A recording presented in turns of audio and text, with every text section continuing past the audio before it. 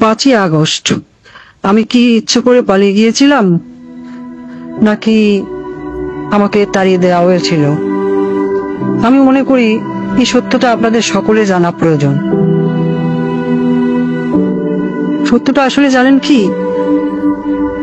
5ই August যদি আমি দেশ ত্যাগ না করতাম, ছাত্র জনতা যদি সত্যি গণভবনে প্রবেশ করতে পারত, আর সেখানে যদি আমি অবস্থান করতাম, আজ আপনাদের সামনে যে আমি, সেটাও হয়তো সম্ভব হতো না। তারা আমাকে কখনোই জীবিত রাখতো না, গাদ্দাফিসেও করুণ পরিণতি করত। প্রশ্ন হলো 5ই আগস্ট কেন হতে হলো? দেখুন, 5ই আগস্ট যদি আমি গণভবন ত্যাগ নাও করতাম, একটা না একটা সময় ওই বাড়ি থেকে আমাকে চলে যেতেই হতো। 5ই আগস্ট না হলে 5 জানুয়ারি, আর তা না হলে 5 এপ্রিল। 16 বছরে মানুষের মনের মধ্যে জন্ম হওয়া ক্ষোভের বিস্ফোরণ, সেটা আজ হোক কাল হোক হতোই। পরপর 3টি নির্বাচনে দেশের প্রজন্মকে ভোট দিতে দেয়নি। তারা আমার উপর যেভাবে খেপেছিল, আমার পতন না করে তারা ঘরে ফিরত না। আসলে আমার পরিবার পরিজন আর দলের নেতাকর্মী, তারা এই যে দেশে যে পরিমাণ দুর্নীতি, লুটপাট আর রাজধানীর রাজত্ব কায়েম করেছিল, শক্ত হাতে তা দমন না করতে পারাই হয়তো আমার রাজনৈতিক জীবনের সবচেয়ে বড় ব্যর্থতা। বা নিজের ভুলের কথা যদি বলি, আমি চেয়েছিলাম দেশকে উন্নত করতে, কিন্তু বলে গিয়েছিলাম সুশাসনের কথা, জনগণের ভোটের অধিকারের কথা।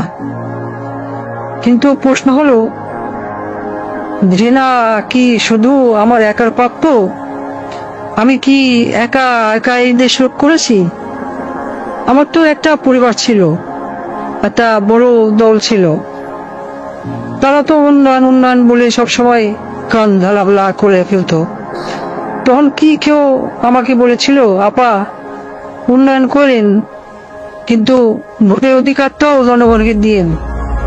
কেউ বলেছিল? আমি এত বড় ভুল পথে চলে গেলাম, আমার পরিবারের কোনো সদস্য আমাকে কোনদিন একবারের জন্য বলেছিল? কেন? আমি কি শুধু তাদের কাছে টাকা কামাই করার মেশিন ছিলাম? আমাকে ব্যবহার করে শুধু আমার দলের নেতা কর্মীরা পয়সা কামিয়েছে তা কিন্তু না।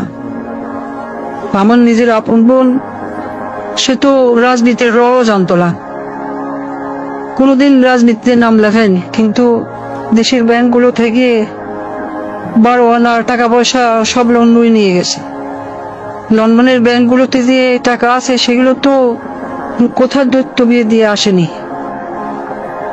আর যেসব পুলিশ সদস্য আমার কথা শুনে ছাত্রদের উপর গুলি চালিয়েছে বলা হচ্ছে, তারা কি শুধু আমার ক্ষমতা রক্ষার জন্য গুলি চালিয়েছে, নাকি নিজেদের সম্পদ রক্ষার জন্য গুণ খুন চালিয়ে সম্পদ যেভাবে কামাচ্ছিল তা যেন চালাতে পারে, সেজন্য গুলি চালিয়েছিল? এত এত রক্তপাত তারা করলো, তাদের দিকে থুতু দিচ্ছেন না কেন? ঘৃণা কি শুধু আমার একার প্রাপ্য? কোথায় আসবে নজির? সে তো আমি ক্ষমতায় থাকতেই দেশ থেকে পালিয়েছিলাম। 50,000 টাকা বেতনের চাকরি করে সে কিভাবে 20,000 কোটি টাকা কামিয়েছে? হ্যাঁ, আমার ব্যর্থতা, আমার ক্ষমতা ব্যবহার করেই তো এরা এত সম্পদের মালিক হয়েছে। দেওয়ার প্রশ্ন, যত সব ঘৃণা, সব কি আমার একারই কাপ্য? সবকিছুর জন্য যেন আমি একাই দায়ী। এই প্রশ্ন আমি রেখে যাচ্ছি। পরমাণু বিদ্যুৎ প্রকল্পে $12 বিলিয়ন থেকে $5 বিলিয়ন আত্মসাতের অভিযোগ উঠেছে। শেখ রেহানা কেন এত টাকা দাবি করলো? সে রাজনীতি করবে না, কোনো অপকর্মের ভাগ নিবে না, কিন্তু প্রকল্পে সাদাবাজি করলো, দেশের ব্যাংকগুলি লুট করলো। কিছু বললেই বলে বাপ তো তোর একার না, শেখ মুজিব আমারও বাপ। আমি বলি দেশ লুট করা বাপের গোত্তরি না। এই দেশে হয়তো এমন মানুষই বেশি ছিল যারা আমাকে ভালোবাসে নাই, ঘৃণা করেছে, কিন্তু আমার বাবাকে তো ভালোবাসত। আমার দুঃশাসনে অতিষ্ঠ হয়ে আজ মানুষ আমার বাবা শেখ মুজিবকে নিয়ে কটূক্তি করছে, গালাগালি করছে। কিন্তু একটা আজব বিষয় শুনুন, আমি যে এত বড় ভুল পথে চলে গেলাম, আমার পরিবারের কোনো সদস্য, আমার মেয়ে, আমার ছেলে কোনোদিনও একবারের জন্য বলেনি। তারা আমাকে ব্যবহার করে শুধু টাকা পয়সা কামিয়ে গেল। আমার আপন বোন, সেও কিন্তু সেই পথেই হাঁটলো। সে কি কখনো আমার বাবার সম্মানের কথা ভেবেছিল? বঙ্গবন্ধু তো তারও পিতা ছিল। সে কি করলো?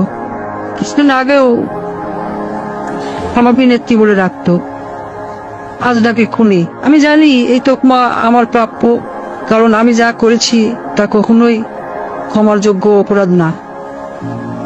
রাতে যখন ঘুমোতে যাই, আমার দিনগুলো আর রাতগুলো এখন একই রকম। আমি জানি না ঘুমাতে কেমন লাগে, জানি না শান্তি কাকে বলে। আমার ঘরে প্রতিদিনই এখন মানুষ আসে, আমার চারপাশে দাঁড়িয়ে থাকে। আমি জানি না তারা মৃত নাকি জীবিত।